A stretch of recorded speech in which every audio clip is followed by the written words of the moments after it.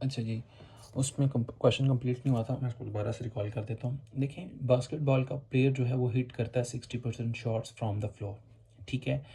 अब अगर if on the next 100 shots he make 70 baskets, तो ये मतलब है कि ये 70% बन गया इसका, यानी कि 60% से ज़्यादा है। तो इसका मतलब है कि जो आपका एच नॉट है, जो उसकी पहली अजम्पशन है, ये जो उसका पहला क्लेम है, वो तो बन गया आपका 0.60 यानी कि 60%। लेकिन जो आपका टेस्ट है, जिसको आपने टेस्ट करना है, ये उसका जो क्वेश्चन है जिससे रिलेटेड, वो है 70/100 वाला। वो 70/100 जो है, this is greater than 60%, which is 60/100, ठीक है, विच इज 0.6। तो इसका मतलब ये है कि आपका जो H1 है वो 60% से ज़्यादा होगा। 70% का यही मतलब है कि वो 60% से ग्रेटर होगा। देखें, अब यहाँ पर आप ये कह सकते हैं कि भाई इधर हम इक्वल टू 70 या इस तरह की क्यों सिचुएशन नहीं लिख सकते। आपको पता है कि जो आपका ये वाला प्रोपोर्शन वैल्यू होती है ये सेम होनी चाहिए। तो इस 70 और 60 को अगर इकट्ठा लिखना है तो इसको आप इस तरह लिख सकते हैं कि 60 तो आ गया इक्वालिटी के साथ, ये आपका क्लेम आ गया। 70 को कैसे लिखेंगे? 60 को यूज़ करते हुए तो ऑब्वियसली आप लिखेंगे कि ये जो आपकी H1 की वैल्यू है जिसको आपने स्टडी करना है वो 60% से ज़्यादा है, क्योंकि आपने दोनों जगह 60 यूज़ करना है ना, 60%, ताकि उसी को आपने अभी तक कोई भी ऐसा क्वेश्चन नहीं देखा जिसमें आपके H0 की वैल्यू और H1 की वैल्यू जो है वो सेम ना हो।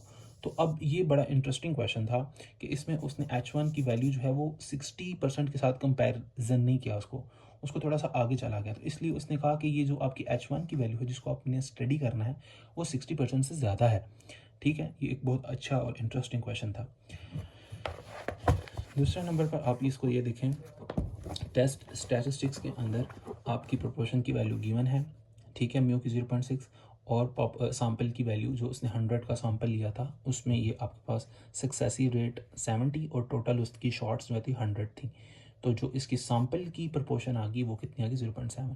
और फिर क्योंकि ग्रेटर टेल चेक करनी थी, ठीक है, 1.64 से ग्रेटर वाली साइड पर, और ये 2 ऑब्वियसली ग्रेटर वाली साइड पर ही आता है जो कि रिजेक्शन रीजन है आपका, ठीक हो गया।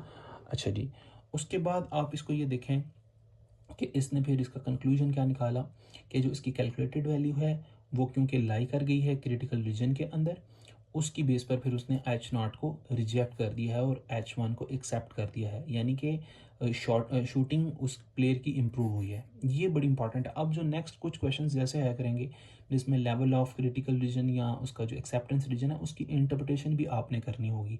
ज़्यादातर इसका जो इंटरप्रिटेशन का क्वेश्चन है वो आता है इसके लेवल ऑफ कॉन्फिडेंस के साथ, कि लेवल ऑफ कॉन्फिडेंस के जो आप दो वैल्यूज़ निकाला करेंगे नेक्स्ट, उसमें आप ये देखा करेंगे कि उसका मतलब क्या है, उसकी इंटरप्रिटेशन आपको करके देनी है। इसी तरह वो इसकी भी इंटरप्रिटेशन पूछ सकता है कि इस H1 के एक्सेप्ट होने का मतलब क्या है। H1 के एक्सेप्ट होने का मतलब ये है कि आपके जो प्लेयर की शूटिंग जो पहला क्लेम 60% का था वो रिजेक्ट हो चुका है। इसका मतलब है जो दूसरा क्लेम है वो है 70% का क्लेम, तो वो एक्सेप्ट हो चुका है, ठीक है। नेक्स्ट क्वेश्चन करते हैं जी।